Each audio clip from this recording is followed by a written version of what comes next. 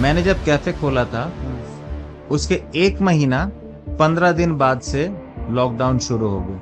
Lockdown. Yes, the first phase of lockdown कोविड-19 में।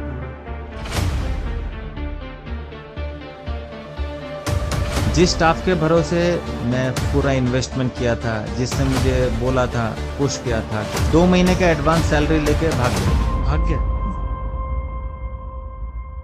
Customer experience को यूनिक बनाने के लिए आपने क्या किया ऐसा? मैंने कॉफी कप्स का डिजाइन अलग कर दिया।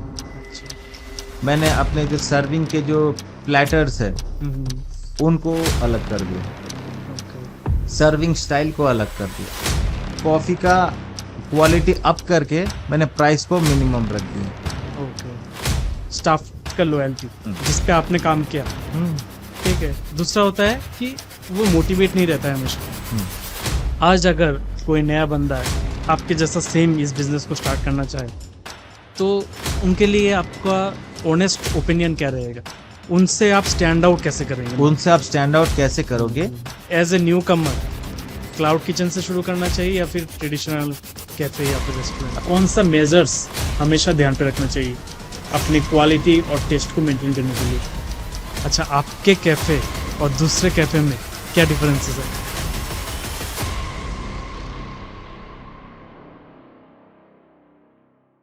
बिजनेस करना मैक्सिमम लोगों का एक सपना होता है, राइट? जो अभी 9 to 5 जॉब कर रहे हैं उसके भी बैक ऑफ द माइंड ये चलता रहता है हमेशा कि एक बार मैं थोड़ा कैपिटल जमा कर लेता हूँ, फिर कोई अच्छा सा एक बिजनेस करूंगा, एक अच्छा सा एक बिजनेस स्टार्ट करूंगा, अपना ब्रांड बनाऊंगा। लेकिन वो जब शुरू करने जाता है बहुत सारा दिक्कत आता है। सपोज कोई एक इंसान सोच रहे कि मैं एक कैफे या रेस्टोरेंट शुरू करूंगा, ठीक है। जब भी ये बात वो सोचता है, बैक ऑफ द माइंड कुछ क्वेश्चंस भी रेज होता है कि मैं कैसे ये शुरू करूंगा, कौन मुझे गाइड करेगा, स्टार्ट कैसे करूंगा, मेनू कैसे डिसाइड करूंगा, या फिर मैं स्टाफ कैसे मैनेज करूंगा, एवरीथिंग, ठीक है।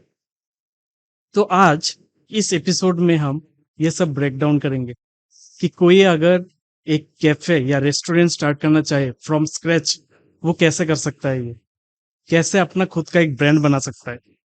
और सबसे इंपॉर्टेंट बात कि अगर मैं आज ये डिस्कस कर रहा हूं तो ये जस्टिफाइड तभी होगा जब मैं अगर किसी एक ऐसे इंसान से बात करूं या फिर डिस्कस करूं जो खुद ये कर चुका है।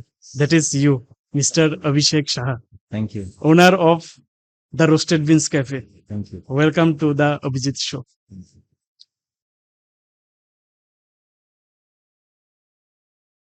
तो अभिषेक भाई कैसे हो आप? मैं ठीक हूँ, आप कैसे हो? मैं भी बढ़िया। तो जैसा कि मैंने बोला अभी कि इस ये एपिसोड एक मास्टर क्लास होगा उनके लिए जो अपना खुद का बिजनेस स्टार्ट करना चाहते हैं या फिर खुद का कैफे या फिर रेस्टोरेंट स्टार्ट करना चाहते हैं। तो एकदम शुरू से शुरू करते हैं कि जरूर। पहला बिजनेस आपने क्या कर किया था और कब किया था? मैंने 2011 में अपना फर्स्ट बिजनेस शुरू किया था। वो था एक मल्टी ब्रांडेड गारमेंट शोरूम का। अच्छा। तो वो अभी भी है। हम्म। तो उसको मैंने फर्स्ट स्टार्ट किया था। तो उसके बाद मैंने पीछे और मुड़ के नहीं देखा। तो ये मेरा फर्स्ट फर्स्ट बिजनेस था, गारमेंट्स का बिजनेस। गारमेंट्स का, मल्टी ब्रांड गारमेंट शोरूम। तो वो बिजनेस अभी भी चल रहा है? जी, वो तो अभी भी है। मतलब ऑटोमेशन में है क्या अभी? हाँ, नहीं, वो अभी भी चल रहा है। हाँ। खाली अभी कुछ कुछ इंटरनल प्रॉब्लम्स की वजह से थोड़ा उसका ग्लो कम हो गया, अच्छा। लेकिन वो अभी भी है, वो अभी भी चल रहा है। तो उस बिजनेस के दौरान आपने क्या सीखा ऐसा कि दूसरा बिजनेस स्टार्ट किया अभी? देखिए, वो बिजनेस अभी तक है, वो गारमेंट शोरूम जो है वो अभी तक है। अच्छा। वो उसका खाली एक है, वो उसका ग्लो थोड़ा कम हो गया, हम्म। तो उसका रिवाइव करना है। तो उसको रिवाइव करने के लिए थोड़ा अभी टाइम चाहिए। अच्छा। तो 2011 में जब मैंने ये गारमेंट शोरूम खोला था तो बहुत ही अच्छा रिस्पांस था। 2016-17 तक मैंने बहुत ही अच्छा रिस्पांस पाया, लेकिन धीरे धीरे ना उसका रिस्पांस थोड़ा डल होता जा रहा था। वो बहुत कुछ रीजंस है, जैसे कि आपके यहाँ पे पहले 2011 में आप देखोगे तो आपको इतने शोरूम्स नहीं होंगे, गारमेंट्स के शोरूम्स नहीं होंगे जो 2016-17 के अंदर हो गए। हाँ वो गारमेंट्स के शोरूम खोलने के बाद एक डाउनफॉल आया। ओके फिर सबसे बड़ा जो हिट किया हम लोगों को वो है इंटरनेट, ऑनलाइन का जो शॉपिंग था वो हम लोगों को सबसे ज्यादा हिट किया। अच्छा लोग ज्यादातर ऑनलाइन शॉपिंग करने जी लगे हाँ, जी हाँ। तो हम्म वही गारमेंट्स का फेलियर होने का सबसे बड़ा रीजन है हम्म, मेरे हिसाब से। हाँ हाँ तो उसके बाद मैंने ये सोचा कि अभी जैसे गारमेंट्स का थोड़ा ये फेड हो रहा है, हम्म तो क्यों ना दूसरा कुछ खोला जाए, जो मैंने गारमेंट्स खोलने के पहले ही सोच के रखा था। अच्छा तो फिर मैं ये कैफे खोलने का ये सोचा। अच्छा मतलब ये क्या एक आपका कैलकुलेटेड स्ट्रेटेजी था कैफे खोलना या फिर पहले से विजन था कोई वो एक्चुअली में विजन ही था। ओके क्यों, देखिए, जब मैंने गारमेंट्स का शोरूम भी खोला था हम्म तब भी मेरा विजन था ओके कि वो फ्यूचर में बूम करेगा, हम्म और वो किया। 16-17 तक वो किया। हम्म 5-6 साल बहुत अच्छा बिजनेस हुआ। अभी जब मैंने देखा कि उसका शाइन कम हो रहा है, उसके बाद मैं कैफे में गया।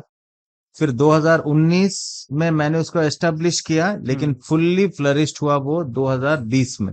अच्छा तो अभी जब मैंने ओपन किया तब आप कैलकुलेट कर सकते हो कि कितना कैफेज है थे अगरतला में, हम्म और अभी 2025 है।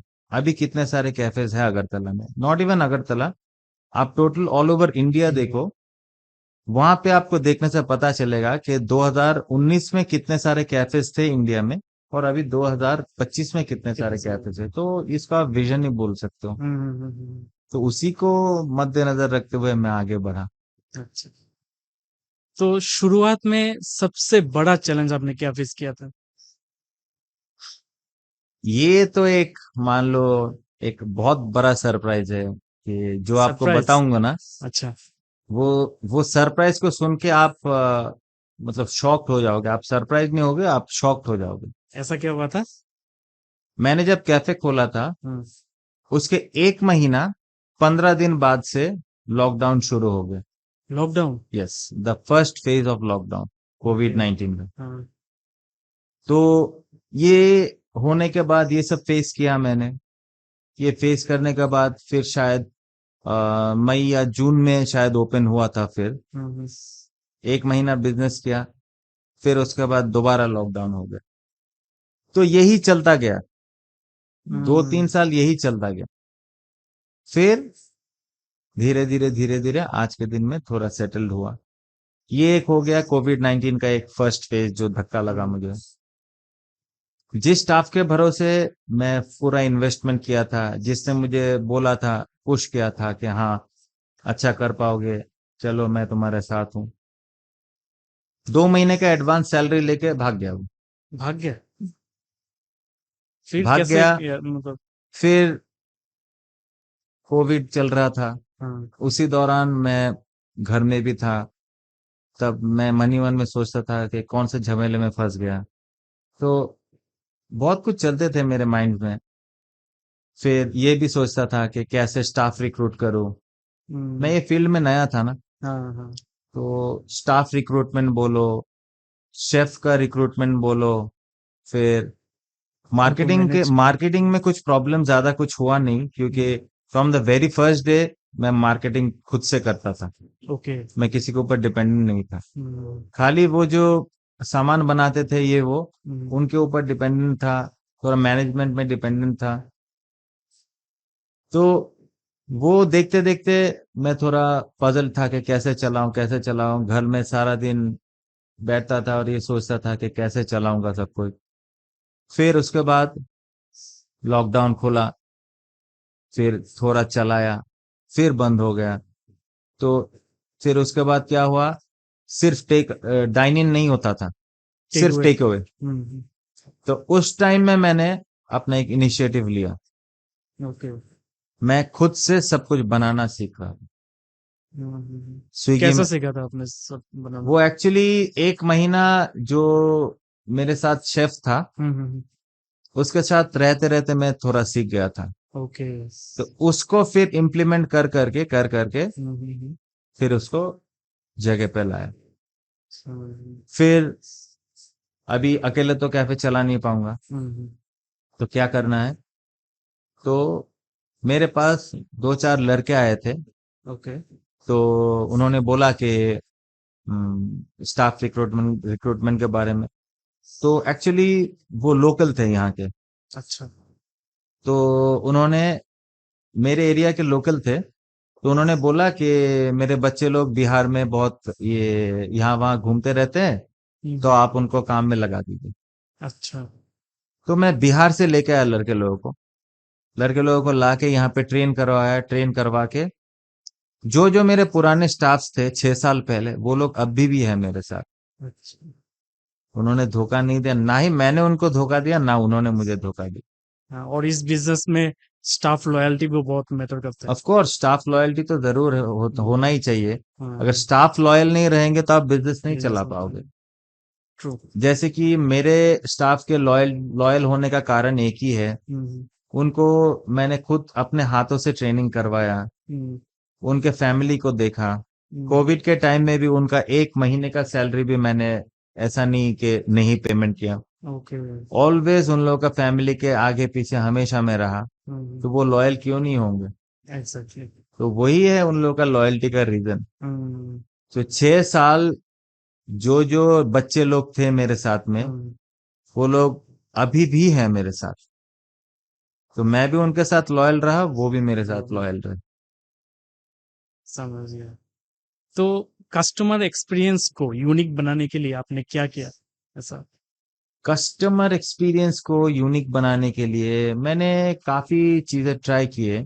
जैसे मान लीजिए, ट्रेडिशनल जो कैफेज रहते हैं, हम्म। ट्रेडिशनल कैफेज में क्या होते हैं, एक तरीके से सब कुछ सर्व करते हैं। अच्छा। जैसे कि मान लीजिए, कॉफी के साथ आप ये कप देके ये सर्व करते हो। फिर ट्रेडिशनल कॉफी कप्स जो रहते हैं, हम्म। ये सब मैंने उनका स्टाइल थोड़ा अलग कर दी। ओके। मैंने कॉफी कप्स का डिजाइन अलग कर दिया। अच्छा। मैंने अपने जो सर्विंग के जो प्लेटर्स है, हम्म। उनको अलग कर दिया। ओके। सर्विंग स्टाइल को अलग कर दिया। जहां पे कॉफी होता है, मान लीजिए एक प्राइस में सेट रहता है, हम्म। उस कॉफी का क्वालिटी अप करके मैंने प्राइस को मिनिमम रख दिया। ओके। तो ये सब फिर क्वालिटी मेंटेन करके, सब कुछ देख के ही मैंने सब कुछ थोड़ा अलग उन लोगों से बनाया, ताकि कस्टमर को ये समझ में आए कि हाँ भाई, ये थोड़ा तो अलग है ये कैफे। हम्म। और मेरा जो कैफे का मान लीजिए लुक्स बोलिए, जो भी बोलिए, दूसरे कैफे से थोड़ा अलग है ही। अभी लुक्स और फूड क्वालिटी सब मिला जुला के ही हम्म। थोड़ा दूसरे से अलग बनाए, और कस्टमर को भी थोड़ा कस्टमर को भी अट्रैक्ट किया। अट्रैक्ट बस करते हैं। वही है। कोई भी मतलब कैफे या फिर रेस्टोरेंट ओनर, सबसे जो दिक्कतें आते हैं उनको, सबसे ज्यादा चैलेंज जो फेस करता है वो होता है स्टाफ का लॉयल्टी, हम्म। जिस पे आपने काम किया। हम्म। ठीक है। दूसरा होता है कि वो मोटिवेट नहीं रहता है हमेशा। हम्म। तो वो कैसे आपने किया मतलब स्टाफ लोगों को स्टाफ लोगों कैसे को मोटिवेट मोटिवेटेड रखना? रखना। हाँ। देखिए, ये भी डिपेंड करता है जो ओनर है उनके ऊपर। हाँ, वो तो 100%। अभी ओनर मान लीजिए, जब बिजनेस थोड़ा सेट हो जाता है, हम्म। ओनर थोड़े लेथर्जिक हो जाते हैं। मैं सबकी बात नहीं कर रहा हूँ, मतलब ओवरऑल जो होते हैं, तो थोड़ा लेथर्जिक हो जाते हैं। लेथर्जिक इन द सेंस कैसे मतलब? लेथर्जिक एज इन, मैंने, हाँ अभी तो थोड़ा सेट हो गया, हम्म। तो I can relax a little bit. Okay. तो वहीं पे ना, स्टाफ लोग भी थोड़ा लूज हो जाते हैं, दे ऑल्सो लूजन अप। तो आपको क्या करना होगा, आपने जो पहले जो इनिशिएटिव लेके जो काम किया है, उसी फ्लो में अगर हमेशा रखोगे, तो स्टाफ लोगों को भी पता चलेगा कि हाँ, हम लोग का सर पूरा एक्टिव है, हम हमें लोगों भी को भी एक्टिव एक्टिव होना पड़ेगा। Exact. This is the motivation. आपको वैसे मोटिवेट रखना होगा। अभी मान लीजिए, मैं कॉफी भी बनाता हूँ, स्नैक्स भी बनाता हूँ टाइम टू टाइम। अगर ज्यादा रश रहता है, मैं सब कुछ ही बनाता हूँ। अभी मान लीजिए रश नहीं भी है, इक्का दुक्का कस्टमर है, तो भी मैं अपना ऑर्डर जो है, जो मैं हमेशा बनाता हूँ ऑल द टाइम, कॉफी, वो भी मैं अपना स्टाफ लोगों को नहीं देता, मैं खुद बनाता हूँ। मुझे पता है मेरे लड़के लोग बना पाते हैं, लेकिन मैं खुद बनाता हूँ। दिस इज ऑल्सो मोटिवेशन हम्म, कि एक स्टाफ के लिए भी सर कॉफी बना के देते हैं, और वहां पे 30 कस्टमर के लिए भी है, सर ही बना के देते हैं। तो ये काइंड ऑफ मेरा type of motivation. Same as a teacher student भी सेम होता है हम्म, कि अगर जब स्टूडेंट देखेगा कि टीचर पूरा फुल एक्टिव है, तब स्टूडेंट भी खुद ब खुद एक्टिव हो जाता है। एग्जैक्टली, सेम यहाँ पर भी हो रहा यहाँ पे भी सेम हो रहा है। है। तो ये मोटो आप फॉलो करोगे ना, तो कोई डिमोटिवेट होगा ही नहीं। Exactly, so true. आज अगर कोई नया बंदा है आपके जैसा सेम इस बिजनेस को स्टार्ट करना चाहे, तो उनके लिए आपका ऑनेस्ट ओपिनियन क्या रहेगा? उनके लिए ऑनेस्ट ओपिनियन ये रहेगा कि पहली बात तो आप मार्केट सर्वे करो। ओके। आप कौन से सेगमेंट में जाना चाहते हो? You want to open a cafe और you want to open a restaurant? देखिए, दोनों पूरा अलग अलग सेक्टर है, सेक्टर है। दोनों फूड इंडस्ट्री है, हम्म। लेकिन अलग सेक्टर है। हम्म, अभी रेस्टोरेंट का तो मुझे पता नहीं है, I am not in restaurant joint, so मैं फूड जॉइंट में कैफे चलाता कैफे हूँ। चलाते हैं। तो कैफे में क्या होता है, कैफे का जो बिल रहता है, हम्म, कैफे का बिल रेस्टोरेंट लेवल से थोड़ा कम रहता है। Okay. Bill in the sense मतलब। Billing in the sense like जो बिलिंग अमाउंट होता है कस्टमर लोगों का, ओके ओके। कभी कभी it can go down to 120 rupees a minimum bill value, और it can go up to 900 और 1000, ओके। जो रेस्टोरेंट में ज्यादा होता है शायद। बहुत ज्यादा होता है। हम्म, तो आपको ये फैक्टर पहले पता करना होगा, आप कौन से सेगमेंट में जाओगे, आपका इन्वेस्टमेंट कितना होगा। अगर आपका इन्वेस्टमेंट हाई है, आपका जैसे कैफे में और रेस्टोरेंट में लगभग फिक्स्ड नंबर ऑफ जो इन्वेस्टमेंट्स है वो सेम है, ओके। लगभग। लेकिन रेस्टोरेंट में थोड़ा ज्यादा है, कहाँ पे, वो आप लोगों के जो शेफ्स है उनका इन्वेस्टमेंट थोड़ा ज्यादा है, क्योंकि उनका 3-4 सेगमेंट्स रहता है। लेकिन कैफे में ऐसा नहीं है, कैफे में मुश्किल में 2 या 3 सेगमेंट होते हैं, और रेस्टोरेंट में 4-5 सेगमेंट्स होते हैं। तो अभी इन्वेस्टमेंट के ऊपर भी है कि आप कैसा इन्वेस्टमेंट करोगे, क्या कुछ। और अगर मान लीजिए अगर आप कैफे ही कर रहे हो, तो कैफे करने से आपको पहले मार्केट स्ट्रेटेजी देखना होगा कि आपके एरिया में टोटल क्या क्या कैफेज है, कौन कौन क्या क्या चल रहा है, और उनका स्ट्रेटेजी क्या है, वो कहाँ कहाँ पे एक्स्ट्रा ऑर्डिनरी प्ले कर रहे हैं। उनका हर एक कैफे का ना अलग अलग यूएसपी रहता है। मतलब मुद्दा बात ये है कि उनसे आप स्टैंड आउट कैसे करेंगे उनसे आप स्टैंड आउट कैसे करोगे, और स्टैंड आउट करने के बाद भी उसको कहाँ तक मेंटेन कर पाओगे, वो सबसे बड़ी बात है। और जो फर्स्ट डे में आप सर्व कर रहे हो ना, वही चीज आपको प्रेजेंट डे में भी सर्व करना है। तो उसके लिए आपको ध्यान रखना होगा, सर्व करना इन द सेंस मतलब क्वालिटी मेंटेन। जो आप क्वालिटी पहला दिन दे रहे हो वो इम्प्रूव हो सकता है, लेकिन डिग्रेड नहीं हो सकता। डिग्रेड होगा तो कस्टमर के साथ बहुत ऑप्शंस है, तो कस्टमर घूम के देखेगा भी नहीं आपको, क्या अच्छा चलो ठीक है उसको दोबारा चांस दे रहा हूँ। कस्टमर ऐसा नहीं करते, वो दोबारा आएगा ही नहीं। हो सके तो आपको with token of love Google review में 1 स्टार दे देगा। समझ गया। और अगर मतलब जैसे कि अभी ज्यादातर क्लाउड किचन बहुत खुल रहे हैं, तो as a newcomer cloud kitchen से शुरू करना चाहिए या फिर ट्रेडिशनल कैफे या फिर restaurant? Of course cloud kitchen is the best option for the new comer, क्योंकि क्लाउड किचन में आपको ना बहुत सारे फिक्स्ड जो खर्चे हैं ना, फिक्स्ड एक्सपेंसेस से आपको वो वेव ऑफ हो जाते हैं। ओके। जैसे कि आपका जो एक अभी अभी के दिन में जो रेंट होता है, वो आप पूरा वेव ऑफ हो जाता है। तो उसको आप क्या कर सकते हो, उसको आप दूसरी जगह में इन्वेस्ट कर सकते हो। ये फिर उसके बाद क्लाउड किचन में आपको बहुत मौका मिलता है बहुत कुछ सीखने का। ओके। जैसे कि आप घर में बैठ के या फिर क्लाउड किचन में बैठ के नया नया इंट्रोड्यूस कर सकते हो। अगर वही चीज अगर आप फिजिकली एक कैफे में इंट्रोड्यूस कर रहे हो, तो वो जब मान लीजिए कस्टमर को पसंद नहीं आया, तो भी कस्टमर दोबारा घूम के देखेगा नहीं ये कैफे के लिए।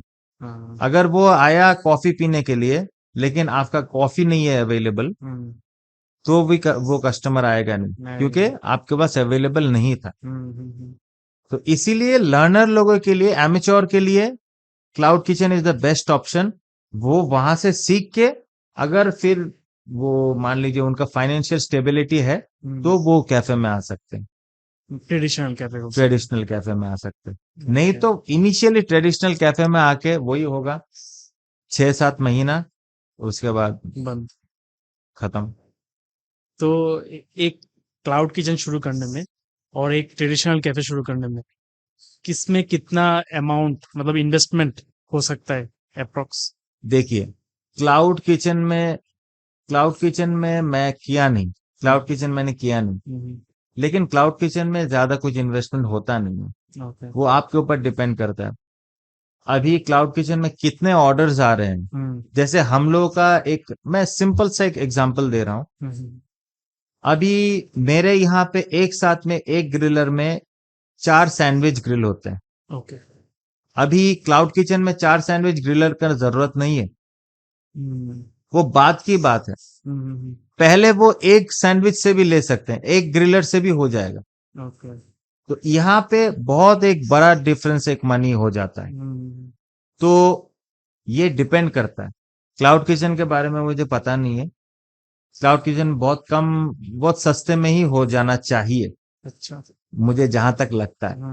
लेकिन आपका जो ट्रेडिशनल कैफेज है, उसमें आपके जो इन्वेस्टमेंट है लगभग मिनिमम 15-20 लाख से स्टार्ट होके it can go up to 70-80 lakh, जिसका जो होता है, ये जिसका आप जो बजट है। ट्रेडिशनल कैफे के बारे में यस, बोल ट्रेडिशनल रहे कैफे की बात कर रहा हूँ। ओके। वही मैंने पहले आपको बताया कि क्लाउड किचन में उतना कुछ इन्वेस्टमेंट्स है नहीं। आप मान लीजिए, मुझे ठीक से ये अमाउंट बताना सही नहीं होगा, ओके। लेकिन हाँ, जो मैंने एक्सपीरियंस किया है ट्रेडिशनल कैफे माने सिट एंड डाइन, तो सिट एंड डाइन या फिर डाइन इन बोलिए, जो कैफेज होते हैं, वो उसमें इन्वेस्टमेंट्स रहता है। जैसे मान लीजिए अगर कस्टमर आके बैठता है, आप सिर्फ पंखा चला दोगे तो होगा तो नहीं। एसी भी चाहिए यहाँ पे साथ 2-3 एसी लगाने का कितना इन्वेस्टमेंट्स रहता है आपको पता है। लाइटिंग से फिर आपको एक फर्नीचर्स एंड फिक्सचर्स का कितना है वो तो आपको पता ही चलेगा। एक एक चेयर्स का कितना महंगा महंगा आता है, वो भी अगरतला में मिलता ही नहीं, वो आपको बाहर से मंगाना होगा। तो उसमें काफी इन्वेस्टमेंट्स है। ट्रेडिशनल जो डाइनिंग कैफेज होते हैं उसमें 15 लाख से लेके, और सबसे बड़ी बात, सबसे ज्यादा इन्वेस्टमेंट है वो है कॉफी मशीन में। अच्छा। उसमें सबसे ज्यादा इन्वेस्टमेंट रहता है, उसके बाद बाकी सब कुछ जो है, लेकिन इन्वेस्टमेंट है। वो क्लाउड किचन एमेच्योर के लिए परफेक्ट है स्टार्टिंग में। अच्छा, आज के डेट पे लोग किस टाइप का खाना ज्यादा प्रेफर करते हैं? देखिए, आज के डेट में अगर आप मुझे पर्सनली पूछोगे, तो बेसिकली जो थोड़े हाइप पसंद करते हैं, अच्छा। इंस्टाग्रामेबल फोटोज उठाना चाहते हैं, ये वो, तो वो लोग बेसिकली कॉन्टिनेंटल फूड ज्यादा पसंद करते हैं मेरे हिसाब से, जो मैंने देखा है या फिर जो मुझे पसंद है। मैं ओवरऑल की बात नहीं कर रहा हूँ, मैं बेसिकली ये लोग पसंद करते हैं कॉन्टिनेंटल फूड। Continental food. फिर उसके बाद कुछ आता है तो वो चाइनीज होता है।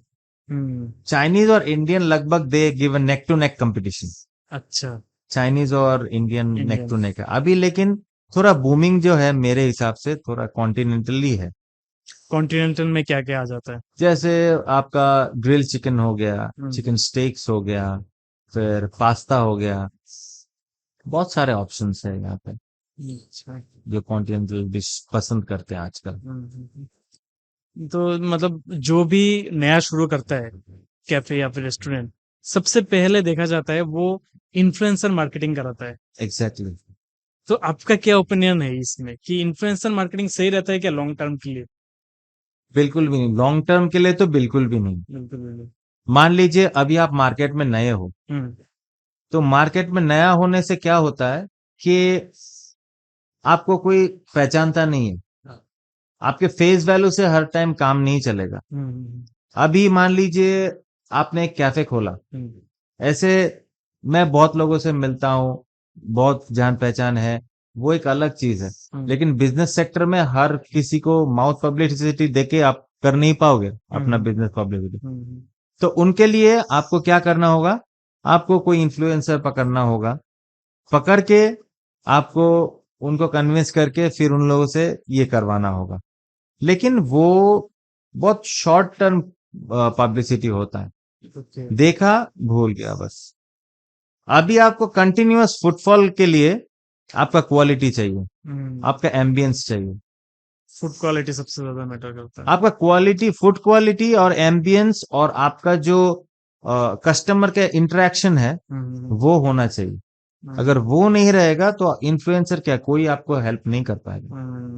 So true. कस्टमर के साथ इंटरेक्शन, फिर उनसे फीडबैक लेना, एग्जैक्टली वो सब डिपेंड करता है वो बहुत। सब 100% डिपेंड करता है। इन्फ्लुएंसर तो आपका खाली थोड़ा बता दे कि हाँ यहाँ पे खोला है ये कुछ। मैं किसी की ये बात नहीं कर रहा हूँ कि इन्फ्लुएंसर से करने से क्या हो, जैसे मैं पहले से ही इन्फ्लुएंसर लोगों को इनवाइट नहीं है, वो लोग खुद ही आए मेरे पास, बहुत अच्छा। लोग आके उन्होंने फ्री ऑफ कॉस्ट मेरे से ये किया, फूड रिव्यू लिया। मैंने कोई भी इन्फ्लुएंसर को इनवाइट नहीं किया, ओके। वो खुद से आते हैं, वो खाना खाते हैं, वो खुद से रिव्यू देते हैं। तो ये मुझे अच्छा लगता है कि वो लोग खुद से रिव्यू दे रहे हैं। लेकिन अगर मैं उनको बुलाया, उनको खिलाया, फिर रिव्यू लिया, वो टेम्परेरी है, परमानेंट नहीं है, और वो जेन्युइन भी नहीं हो सकता। जेन्युइन भी नहीं है। अभी मान लीजिए कोई, मैं किसी को कुछ बोलूंगा नहीं, नाम मत लीजिए तो आप नाम उनके। मत लूंगा, नाम नहीं लूंगा, वो विवाद हो जाएगा। तो जैसे कि मान लीजिए उन्होंने कुछ रिव्यू दिया, देने के बाद कस्टमर गया, जाके खाना खाया, बोल रहा है कि यार इसके साथ तो इसका रिव्यू मैच नहीं हो रहा है। तो ये नहीं होना चाहिए। इसीलिए सबको मैं बोलता हूँ आओ, इन्फ्लुएंसर भी बोलते हैं आओ, खाना खाओ, पेमेंट करो, तो आप जेन्युइन रिव्यू दे पाओगे। ऐसा नहीं है कि मैं अच्छा बनाऊंगा ही, मेरे से भी गलती हो सकती है, लेकिन एग्जैक्ट रिव्यू दो मुझे कि हाँ ये अच्छा है, ये खराब है। सही बात। तो इन्फ्लुएंसर का जो ये चीज है ये टेम्पररी है, temporary for short term basis.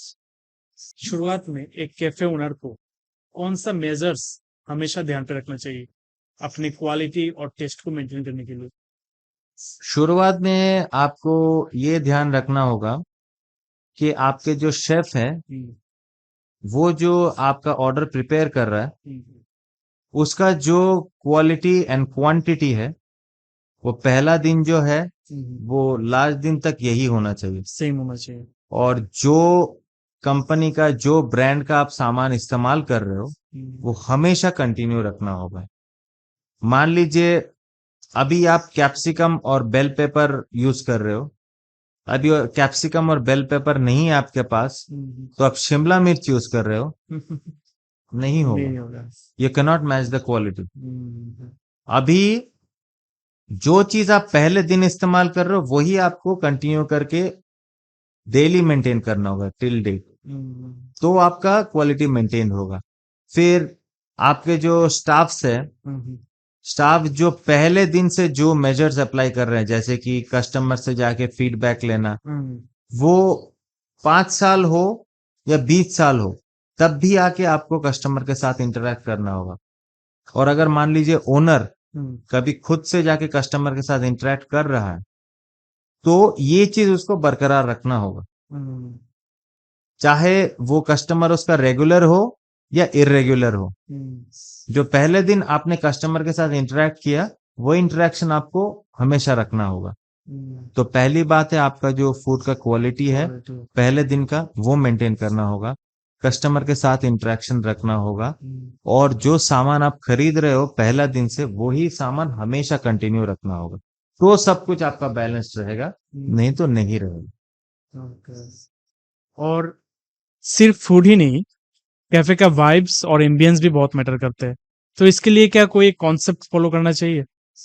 देखिए कॉन्सेप्ट मतलब मैं दूसरे की बात मुझे पता नहीं है, लेकिन मैंने ये कॉन्सेप्ट अप्लाई किया है हम्म, कि आप जब मेरे कैफे में आओगे, हम्म, आप जब रोस्टेड बीन्स कैफे को एंटर करोगे, आपको ये महसूस होना चाहिए, वो एरी चीज महसूस होना चाहिए, वो अच्छा, फ्रेश फील होना चाहिए, हम्म, आपको ये लगना चाहिए कि वो, हाँ, मैं, ये मेरा सेकंड होम है, अच्छा, मैं यहाँ पे आराम से रिलैक्स कर सकता हूँ, हम्म, रिलैक्स होके खाना खा सकता हूँ, थोड़ा टाइम स्पेंड कर सकता हूँ। ये होना चाहिए वाइब कैफे का। हम्म, ऐसा नहीं है अभी मैं फूल पौधे लगा दिए, ये कलर वो कलर का फूल पौधे लगा दिए, तो कुछ भी आके लगा दिया, तो ये वाइब नहीं होता। हम्म, आपको वाइब ऐसा लाना पड़ेगा कि वो होमली फील आपको दे, नहीं तो आप आओगे क्यों यहाँ पे? एग्जैक्टली, अगर आपको थोड़ा वो ये भीड़ भट्टा से ये सब से थोड़ा अवॉइड करके आपको थोड़ा रिलैक्स नहीं होना है, तो हम लोग खाना तो घर में भी खाते हैं, हाँ, हम लोग रेस्टोरेंट में कैफे में क्यों आते हैं? क्यों आते हैं वो? To get something special. Hmm, तो उसी के लिए स्पेशल भी होना चाहिए और थोड़ा होमली एम्बियंस भी होना चाहिए, तो वो मैंने अप्लाई किया। अच्छा। अभी बाकी का मुझे पता नहीं है। अच्छा, आपका फेवरेट फूड ब्रांड कौन सा है? और उनसे आपने क्या सीखा? अभी फेवरेट फूड ब्रांड, देखिए, मैं बहुत पहले से ही सीसीडी का बहुत बड़ा फैन रहा, कैफे कॉफी डे का। हाँ, लेकिन वो कैफे कॉफी डे, अच्छा छोड़ो, वो अभी ज्यादा कुछ बोलूंगा तो विवाद हो जाएगा, अच्छा। तो मैं कुछ बोलूंगा नहीं। देखिए, कैफे कॉफी डे एक बहुत ही बड़ा ब्रांड है। हम्म, उन लोगों का एक इंसिडेंट हुआ था, तो उनके वो फाउंडर के डेथ का एक इंसिडेंट हुआ हम्म, था, तो उसके वजह से उन लोगों का बहुत प्रॉब्लम्स हुआ, इनफैक्ट अभी भी चल रहा है, तो वो उन लोगों का अलग मैटर है। लेकिन वो मेरा पर्सनली बहुत अच्छा, बहुत ही अच्छा फेवरेट ब्रांड था, हम्म, इनफैक्ट है। तो उनसे मैंने एक चीज सीखा है कि आप ना ऐसे टाइप के ब्रांड्स अगर चलाओगे, तो आप ना बिना शेफ के भी काम कर सकते हो। बिना शेफ के कैसे? हाँ, तो वही इंटरेस्टिंग फैक्ट है। हाँ, बिना शेफ कैसा? आपका एक वेयर हाउस रहेगा, ये ओके, वेयर हाउस के अंदर में ही आपका सब कुछ बन रहा है, ओके, सब कुछ बन रहा है। और अभी वेयर हाउस में जो जो काम कर रहे हैं, वो लोग एक ही जगह में एक ही सामान एक ही सब कुछ तरीके से बना रहे हैं, हम्म, माने एक ही क्वालिटी क्वालिटी का सामान आपका पैन इंडिया में सर्कुलेट होगा। ओके, तो पैन इंडिया में जब सर्कुलेट होगा तो क्वालिटी सबका सेम रहेगा, हम्म, तो ये एक बहुत बड़ा चीज है। मतलब जो सर्व होता है कैफे में, हम्म। उसका रॉ मटेरियल्स एक वेयर हाउस में बनता है। Raw material, total product. Total product वहां पे बनता है। ओके। टोटल प्रोडक्ट हम लोग जो भी सीसीडी में खाते हैं, hmm, everything is frozen just like Venky's अच्छा, एंड ऑल। हाँ, हाँ, उन लोगों का सब कुछ फ्रोजन रहता है। फ्रोजन रहता है। They come directly from Bangalore, okay, Bangalore से डायरेक्ट वो पैन इंडिया में सर्कुलेट सर्कुलेट होता होता है। है। तो उससे क्या होता है, आपका क्वालिटी जो है, अच्छा हो या बुरा, मैंने बोला ना आपको कि विवाद हो जाएगा यहाँ पे, तो अच्छा हो या बुरा, लेकिन मेंटेन रहता है वो हमेशा। एक ही क्वालिटी मेंटेन रहता है, हम्म, ताकि कोई ये कंप्लेन ना कर पाए कि भाई मेरे इसमें तीखा ज्यादा है, मेरे इसमें नमक ज्यादा है, हम्म, उसमें नमक कम है, ये नहीं होगा। अगर हाँ, खराब बन रहा है तो सब खराब सब बनेगा। खराब बनेगा। आई मीन टू से, मैंने अगर जब बन रहा है तो एक जगह में सब कुछ बनेगा। हाँ, तो ऐसे ही अगर चलेगा ना, तो आप पूरा पैन इंडिया में आपके जो आउटलेट्स है वो चला पाओगे। हम्म, अभी जैसे इसको करने के लिए भी बहुत बड़ा इंफ्रास्ट्रक्चर चाहिए, हम्म, बहुत ह्यूज इन्वेस्टमेंट चाहिए, हम्म, जो एक नॉर्मल पर्सन के हित में नहीं है। हम्म, वो थोड़ा पॉसिबल नहीं होता है इतना बड़ा हम्म, इंफ्रास्ट्रक्चर करने के लिए। लेकिन हाँ, ये शेफलेस चीज मैंने वहां पे देखा है अच्छा, कि भैया आपको अगर पूरा पैन इंडिया में चलाना है, हम्म, तो आप ये रूल फॉलो करो, आपका पूरा पैन इंडिया में विद इन 5-6 ईयर्स बहुत सारे आउटलेट्स खुल जाएंगे। अच्छा, सिर्फ आपका एक ही स्टाफ चाहिए होगा, वो होगा अच्छा बरिस्ता, हम्म, जो सामने का काउंटर देखेगा, कॉफी बनाएगा, और बाकी खाली गर्म करके छोड़ना ही है बस। हम्म, खाली खाना गर्म करके छोड़ दो, बस हो गया सीसीडी। और ऐसा शायद केएफसी और मैकडोनल्ड्स भी ऐसे ऐसे हाँ कर हाँ रहे हैं। हाँ हाँ, उन लोगों का भी मैंने देखा है, ऑलमोस्ट सेम ही है। हाँ हाँ। लेकिन केएफसी का मुझे ठीक से पता नहीं है।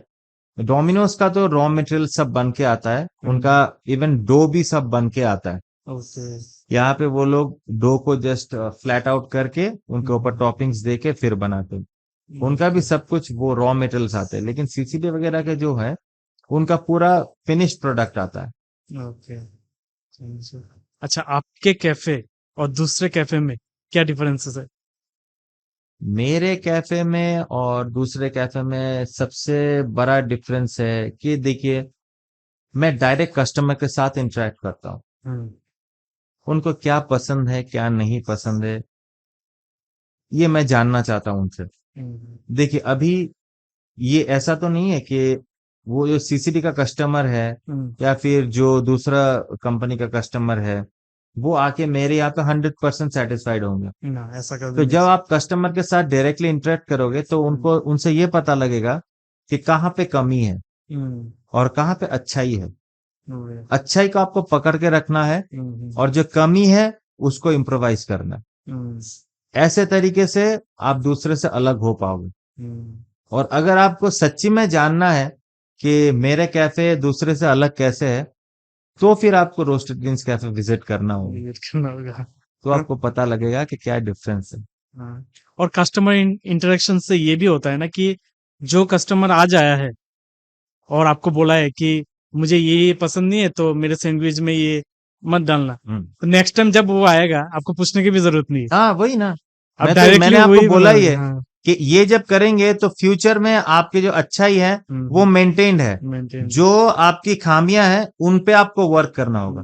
तो मैं नेक्स्ट टाइम वो जब आएंगे तो मैं उनको उन पे ऊपर वर्क कर लूंगा। क्योंकि फ्रंट काउंटर में बोलो, क्वालिटी चेक में बोलो, वो सब में मैं रहता हूँ।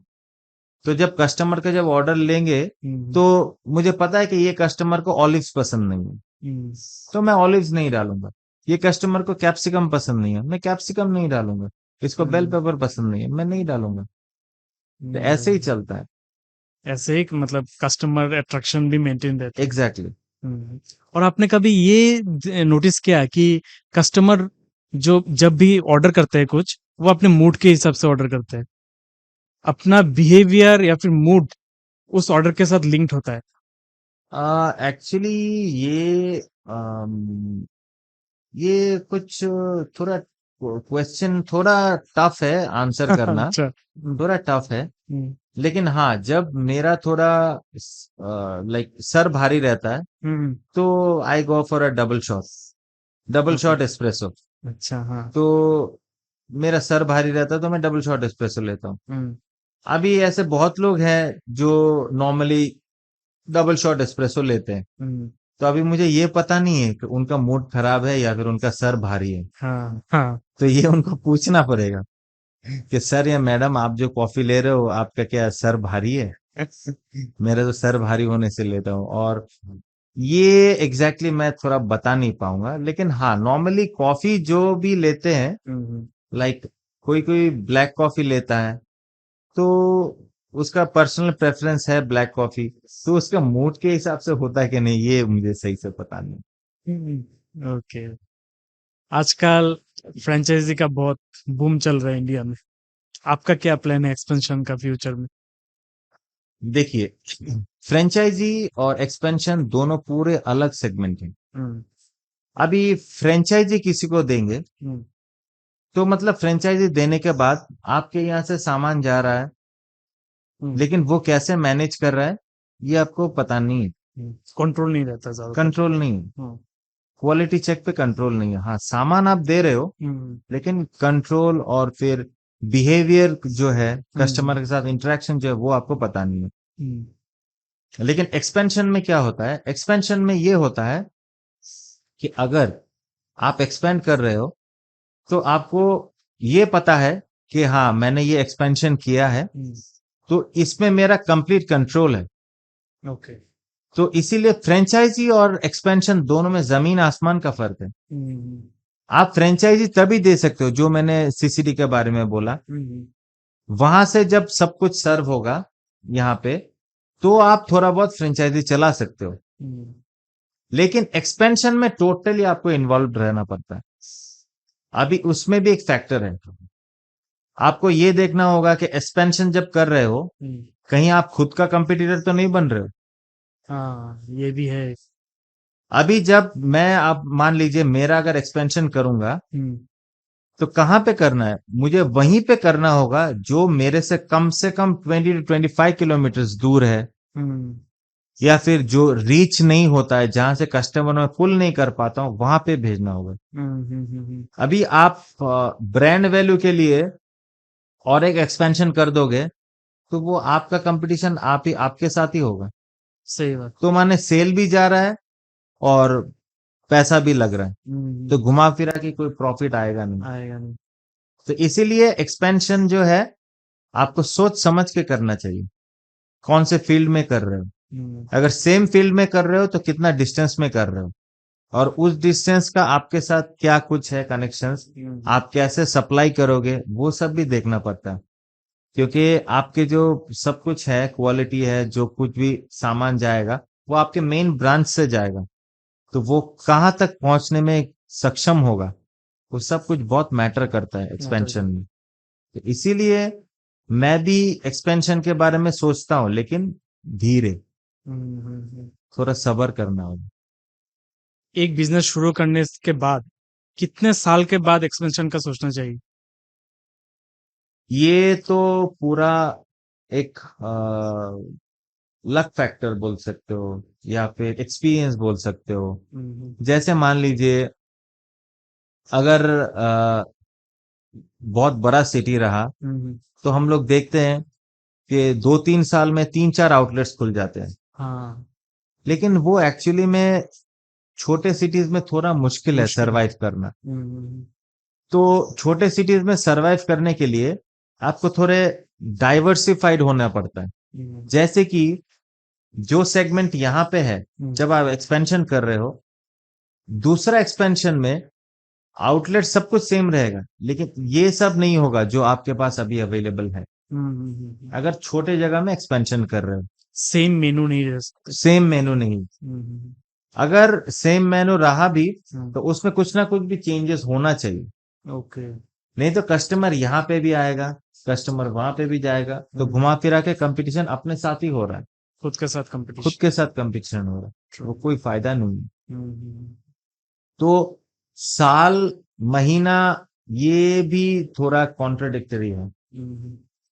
हाँ, अभी मेट्रोपॉलिटन सिटीज होता तो मैं बोल देता कि हाँ 2-3 साल में, अभी मेरा 6 साल हो रहा है, 6 साल में कम से कम मेरे 2 आउटलेट्स तो हो जाते हैं। जैसे मेरे कोलकाता में घर है, वो एकदम सेंट्रल कोलकाता में है, मान लीजिए मोलाली में मेरा एक आउटलेट हो गया, मैं दूसरा आउटलेट अनवर शाह रोड में आराम से कर सकता था, तीसरा आउटलेट सॉल्ट लेक में कर सकता था। तो दोनों में बहुत अंतर है, बहुत डिफरेंस है। साउथ का कस्टमर साउथ से हार्डली सॉल्ट लेक में जाता है, वो लोग अनवर शाह रोड के आसपास ही घूमते हैं। सॉल्ट लेक का कस्टमर सॉल्ट लेक में घूमते हैं मैक्सिमम। तो मेट्रोपॉलिटन में ये जज करना पॉसिबल है, लेकिन छोटे सिटीज में पॉसिबल नहीं है। Got it. चलिए अभी एक रैपिड फायर राउंड करते हैं। ठीक ठीक है, चाय या कॉफी? चाय। एक सेलिब्रिटी जिसे आप अपने कैफे का एम्बेसडर बनाना चाहते हो? पंकज त्रिपाठी, क्यों? कम से कम वो आके तो बोल पाएंगे शाबाश बेटा। किसी कंपटीटर का एक चीज जो आप सीक्रेटली एडमायर करते हो? वही बोला ना आपको, सीसीडी का शेफलेस कॉन्सेप्ट, अच्छा। जो बिना शेफ के आप पूरा आउटलेट्स चला सकते हो। I really admire their concept. Okay. Cafe का प्लेलिस्ट ज्यादा इंपॉर्टेंट है या फिर लाइटिंग्स? कैफे का प्लेलिस्ट और एम्बियंस दोनों मैच करना चाहिए। अभी मान लो आपके यहाँ पे वार्म वार्म व्हाइट लाइट जल रहा है और गाना बज रहा है डिस्को दीवाने, लाइट जल रहा है ब्लू कलर का और गाना चल रहा है चन्ना मेरिया, तो ऐसे नहीं मैच नहीं होता, होगा। एक के साथ दूसरा मैच करना पड़ता है। हाँ। अगर नेटफ्लिक्स आपके ऊपर कोई शो बनाए, उसका टाइटल क्या होना चाहिए? अभी अभी की जिंदगानी। अरे वाह। एक कस्टमर का weirdest complaint? Coffee double shot espresso actually होता है बहुत दो Strong कॉफी होता का है। शॉट, अच्छा। 2 शॉट का मिला के एक कॉफी शॉट बनता है, वो है डबल शॉट हम्म एस्प्रेसो। हम्म, तो उसको बोलते हैं डोपियो। ओके। तो एक बार एक कस्टमर ने डोपियो ऑर्डर किया था। हम्म, ऑर्डर करने के बाद बोल रहा है कि इतना घटिया कॉफी, इतना कड़वा है। अच्छा। तो डबल शॉट कॉफी ऑर्डर करोगे और वो हम्म, कड़वा ना हो, ऐसा हो सकता हाँ, है? नहीं हो सकता ऐसा। तो वो तो वियर्ड है मेरे हिसाब से। तो वो सबसे वियर्डेस्ट कंप्लेन था। ओके। अगर कल सुबह सब कुछ रिस्टार्ट हो जाए तो आप कौन सा बिजनेस फिर से स्टार्ट करना चाहोगे? गारमेंट्स का। नहीं, गारमेंट्स को छोड़ के। कैफे का। अरे ठीक है, मतलब यही दोनों करना चाहिए। जरूर। Okay. Thank you so much Abhishek भाई।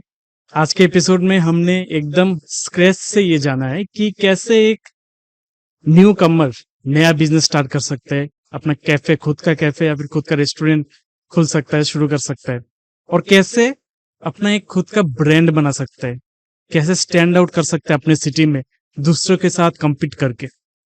तो thank you so much again most welcome. इस स्पेशल एपिसोड में जो बिजनेस रिलेटेड है उसमें जुड़ने के लिए, अपना कीमती वक्त देने के लिए। Thank you.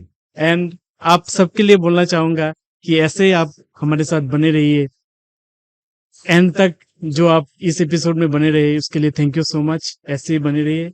इस एपिसोड को अपने फैमिली के साथ, फ्रेंड्स के साथ शेयर कीजिए, उनके साथ शेयर कीजिए मोस्टली जो कुछ नया करना चाह रहे हैं, जो कुछ नया बिजनेस बिल्ड करना चाह रहे हैं। So thank you so much.